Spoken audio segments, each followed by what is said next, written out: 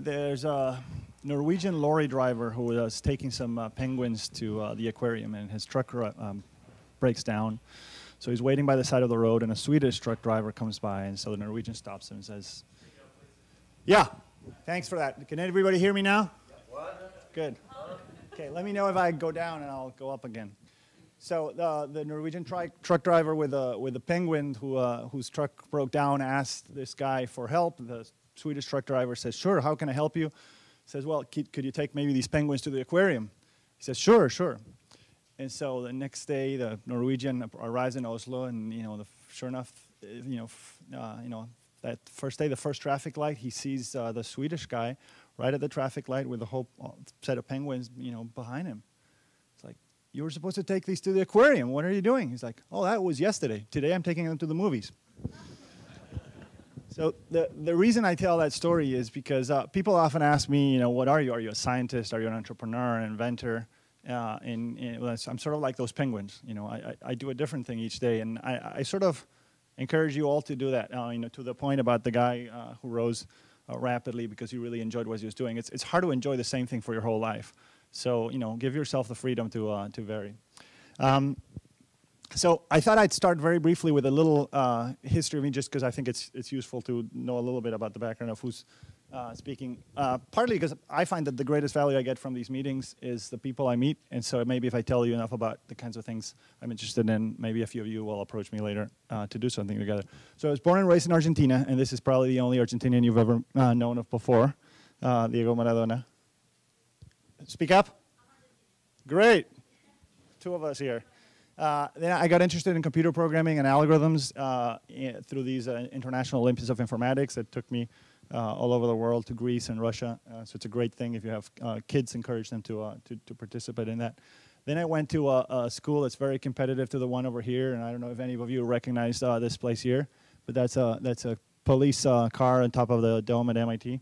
And after that, I moved west, and I don't know how many of you recognize this place over here. But it's the room you're sitting in a few minutes ago. So I was actually working on the top floor of this building a few years ago. I got my PhD here doing some recording from locust brains and trying to figure out what they were thinking. And that led to some experiments and insights about how we encode information and about the digital brain. And then I started getting interested in more practical things than recording from locust brains. And I developed an eye tracker, a video-based eye tracker that didn't require anything other than a camera. But then I sort of dawned on me that I was living in California, and so I went to Silicon Valley and raised $10 million to start my first startup, which was called Adapt Technologies, and was in the sort of evolutionary and semantic technology applied to digital marketing specifically. Which was actually, there's an inversion here. That was just after having sort of a dream job between here and Sandia National Labs, which is a DOE lab, doing whatever I wanted, which happened to be a whole set of very different things, some of which you can read about over here. But everything from things like the selective advantage of aging, which I spoke about at the last Age Plus conference at Harvard, if you were there, and a bunch of other very different things. So after that, I realized that I really liked that process of inventing something and creating it and bringing it to life and starting a company around it. So I created this invention factory called Abinventio to repeat that. And so we're still very early in that process, but we've launched 3 things. We've launched a people search engine that uses semantic search called Who's That, and a B2B counterpart to that called Social Diligence. We're working on a new thing that's still in beta, private beta, called My New TV, that will personalize entertainment delivery, and seems to know more about me now than any person I know. And finally, a company that deals with this problem that I really hate, which is standing in line, which when I researched, I realized we had been doing for 3,000 years. So we created this thing that we call mobile queuing, which allows you to use your cell phone to get into a virtual line and get a call or text message when your turn arrives. It's interactive, lets you get out of line, push for more time, etc. It turns out the average American spends 2 years of her life standing in line. That was computed by an MIT professor. And QList has so far saved the world 20 years, 50 days of standing in line. And we just started. So this actually got the prize by the American Business Awards this year for the best overall company under 100 employees. So it's starting to grow. So now that you have a little bit of an idea of sort of my background and my biases, let me go to what the talk is really about, which has nothing to do with what I talked about at the last H+. So this was my first computer. It's a Timex 1000. It had 1 kilobyte of memory. You could buy a 4K extension, and I was lucky enough to have that. But I would still write programs that would fill the memory. It wasn't very hard. If the development of RAM was growing linearly, I mean, it took a whole team of people at Sinclair, probably over a year to develop that, 3K extension. So if these people, if people are still working on this and we grew linearly about this, we would be developing little 3K extensions. There would be absolutely no point in a 3K extension when you have a computer that has, 8 gigabytes of RAM as mine has today. You wouldn't notice a difference. So those people would be wasting their time. So they wouldn't be working at that anymore. So the point I'm trying to make is exponential growth in some things is completely natural. If you were not growing exponentially, then you simply wouldn't be working on it, right? So exponential growth is nothing more than adding the same fraction of what you already have year after year. And people realize fractional change. They don't realize absolute change. I would not notice whether I have an extra 3K of memory in my current 8 gigabyte machine or not. So exponential is natural in the norm, and as much as it may seem mysterious in some of the books published out there, there's nothing unnatural about that. That said, some of the wild predictions that come from this very, very natural, ordinary growth are a little bit run amok. So these are some of the predictions. I don't know why this is actually, does anybody know why this is not showing the whole screen? Because you're missing the top of it. But anyway, these are predictions by Ray Kurzweil from in his 1999 The Age of Spiritual Machines book for 2009. So that was last year. People typically have at least a dozen computers on and around their bodies. Well, I must have a very underdeveloped body, but I don't. Most portable computers do not have keyboards. I mean, the main restriction of my iPhone is still that we still go through keyboards. Computer displays built into eyeglasses that project into users' retinas are also used. I don't have any. 1K PCs can perform 1 trillion calculations per second. I mean, my Mac isn't even close to that, and it costs more than $1,000. All sorts of, virtually all communication is encrypted. I have yet to receive encrypted email from more than one person. Haptic technologies allow people to touch and feel objects at a distance. I mean, I haven't touched any of you at a distance yet. I'm at a loss. People have sexual experiences at a distance. I mean, again, call me old-fashioned, but so I could go on and on. But the point is, this was the shortest term prediction in the book. Okay, this was done, in 1999, and this was the sort of the first decade. So if we're already off by so much, just how off are we going to be in the next few decades? So with that in mind, let's look at a little bit of, what's behind this, right? So what drives the innovation or lack of innovation there? And a lot of it is science, right? So what I'm going to show you is some data about the actual growth of science as measured by papers published, which is the way that most scientists communicate. So how fast does science grow? So this was how fast it grew from 1600 to about 1930. You can see there was clear exponential growth there. In fact, if you want to see it clearer, we can plot it in log, and the straight line is pretty amazing. So this is a number of papers, not just published, but actually referenced by later papers, and how it's grown exponentially between 1720 and World War I. And how does exponential growth come about? Well, one easy way is by having, again, the same fraction increase every year, right? So if every scientist trains a couple of PhD students and those PhD students go on to train a couple of PhD students, then you get exponential growth. So it's as simple as that. So the true scientific revolution started in the 1720s with the beginning of these sort of professional scientists who were training other scientists to go and get these PhDs to go get more. But scientific growth is no longer exponential. This is, again, the number of papers published in hundreds of thousands. And you can see a dramatic change just around 1961. So what happened there? This is very general across all sorts of fields: physics, engineering, chemistry, genetics. So what happened around 1961? Well, if you look at funding, this is the US academic R&D budget. You can see a very steep increase starting right around the same time. So more, there you go, very good. That's exactly right. So more money in, more discoveries out. And that's not just true, so you can see it right here, how well it correlates, right? So this is the number of papers, this is the funding. You put more funding in, wait a lag of 2 or 3 years, you get more papers out. So what you put is what you get.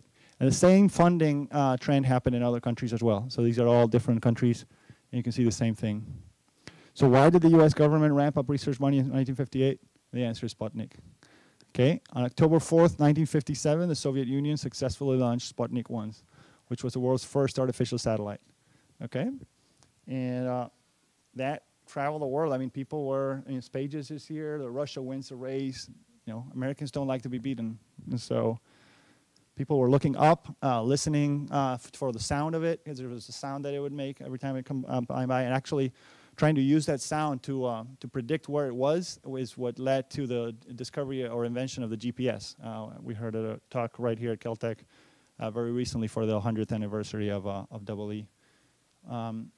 So that led to a huge push for more science and education. This requires a new kind of soldier, who may one day be memorialized as the man with a slide rule. It's in the national interest that we increase the output of scientific and technical output.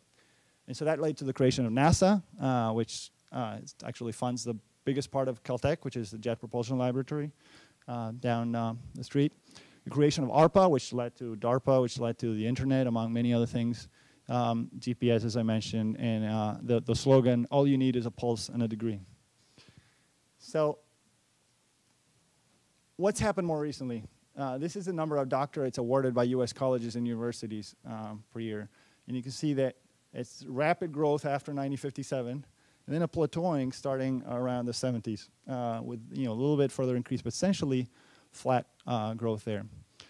And the reason why this is important is because, again, we saw that the innovation comes from papers. Papers follow the money. So where we put our money determines whether we meet those predictions or we don't. So I happened, this thing over there with the red helmet is me in Costa Rica 2 weeks ago. And I was hanging from a rope there. But the reason I wanted to mention Costa Rica is because Costa Rica is one of the few countries without an army. And if you travel around Costa Rica, the education rate is amazing. Everybody's happy. I haven't met happier people in my life. Everybody's helpful, and they're using their money that they could have spent in the army to educate. I mean, we've traveled to the most rural places, and each of those has a school. Okay, so it's our choice whether we spend $1 trillion in defense or whether we spend it in bringing our future here faster. It's not just the number of doctorates that's plateaued. The number of new scientific journals has actually been reduced. So the number of new journals every year has actually reduced recently. Fewer PhDs are being hired as professors. So this is the U.S. PhD recipients in blue, and the U.S. faculty research universities in violet. Notice that flattening there. And so that's in the U.S. But look at other countries. Look at Asia over here in red. Growing very fast. So, so why has faculty growth slowed down? We're getting a call to tell us, maybe. Well, one of the reasons is the cost per scientist or engineer has gone through the roof, and it takes more scientists to get a finding or publish a paper these days. So this is the number of authors per paper has been steadily rising, while the productivity per author is decreasing. Except, interestingly, for productivity of first authors. So the group of first authors are getting more papers per author done.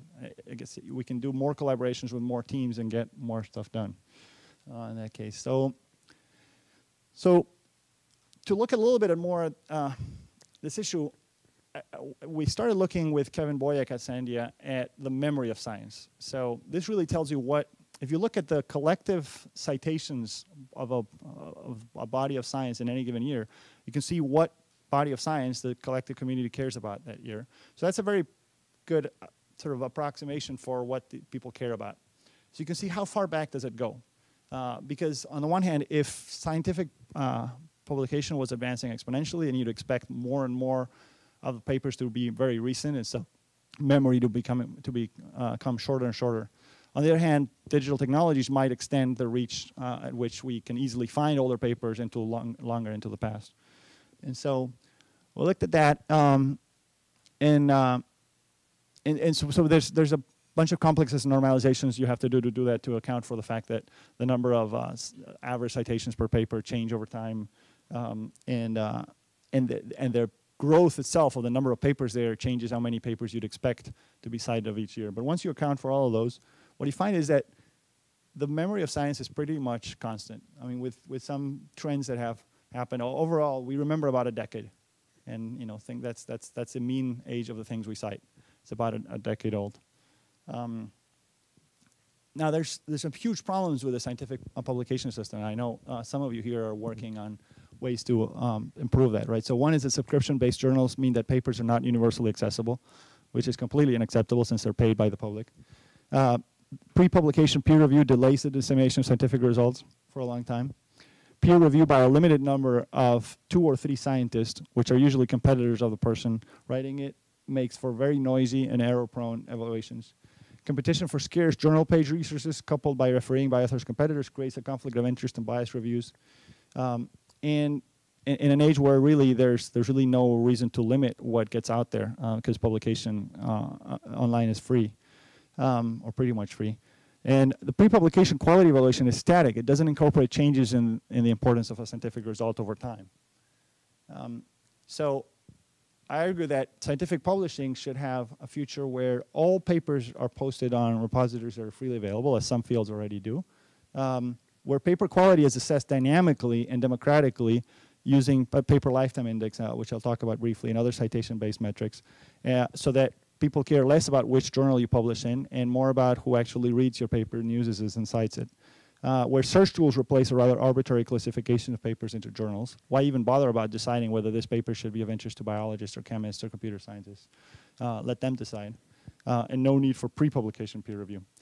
So it created a metric called paper lifetime impact. One of the problems with, in order to allow scientists to publish out of the main journals, you have to give them a way to prove to their colleagues that they've done really noteworthy science, other than publishing in Nature, which is what you do today, right? Publishing in good journals. And you need a good metric that allows you to take into account, for example, that a younger paper will have had less citations, obviously, because it's younger, but that doesn't mean it's less good. So you need to account for that and the whole sort of memory of how often things are expected to be cited based on their age and so on. But you can use these curves that we computed to predict exactly how many citations a paper will get over time based on how many it's gotten since publication. So that's what we call a paper lifetime impact. And it allows papers to be compared across them. So hopefully that'll be used more in the future. One of the things that this allows us to ask is, how is that impact changed when you put a journal online? And so this is PNAS, which launched online in January of 1997, and includes the full text of all articles in PNAS. And you can see this huge jump in the impact once it was online. So people find things much more when they're online. So publish on the web. And finally, about the democratization, right? So one of the things, once you do this, in the past, a paper that got published in Nature, like the one I showed you before, gets read by a lot of people. And a paper that got published in a very obscure journal would not get found by anybody because who'd go there to find it? So there would be a huge difference, a huge barrier of entry for something to be read. And it really made a difference where you published. When you publish online and people can easily search these things, it matters much less. And so this is what you're seeing over time. The standard deviation of the impact is dramatically decreasing over time, which shows that it's being democratized. It makes less difference where you publish. It makes more difference the quality. What matters is the quality of the work. So finally, some good news. So once you have all these sort of measurements and metrics in place, you can ask, what about classics, right? So if you ask about the probability that a paper gets cited as a function of the age of the paper, you see that, and this is just for different years of publication, what you see is that at some point it plateaus. So older papers get cited just as much. So 80-year-old papers get cited just as much as 140-year-old papers. So if your paper gets to become enough of a classic that it gets cited 80 years from now, it'll be cited forever. It'll matter forever. So classics don't age. So in summary, the mean reference ages have grown steadily over the last 20 years. This growth can be explained by changes in the growth dynamics of science. The presumed exponential growth of science has ended before 1960, but the linear growth has followed since. It was faster than the exponential that we were on before. So don't always mix exponential with rapid. You can have a slow exponential or a rapid linear. And all of that tracks back to academic R&D investment. Science is being democratized and is being democratized. You should publish on the web and you reap the rewards. And classics endure indefinitely. So may you plant a tree, raise a son, and write a classic. Thank you very much.